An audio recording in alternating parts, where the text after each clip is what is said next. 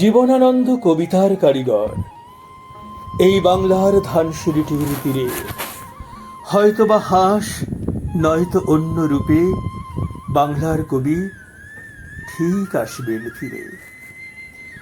যেখানে সবুজ, যেখানে কাঁঠাল বট, জারুল হিজল চিল শালিখের ভিড়ে, কুয়াশার বুকে একদিন তিনি ঠিক ফিরে আসবেন ধানসিঁড়িটির তীরে।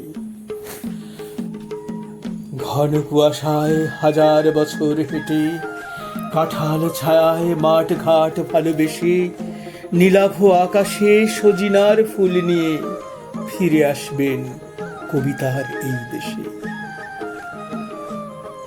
মাঝ রাত্রিরে যখন ঝরবে ধান, চড়ুই যখন কাঁঠালি চাপার নীরে, সোদা সোদা জলে শিশির গন্ধ মাখা কবি ফিরবেন ধানসিঁড়িটির তীরে।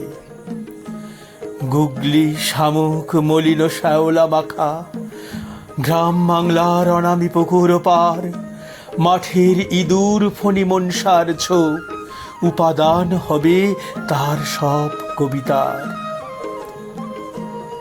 মধুকর ডিঙা যাবে চম্পার কাছে, ভোরের দোয়েল আবার শোনাবে গান, অক্ষর দিয়ে কবি আঁকবেন ছবি, মায়াবী ছন্দ এক টানা তার তান।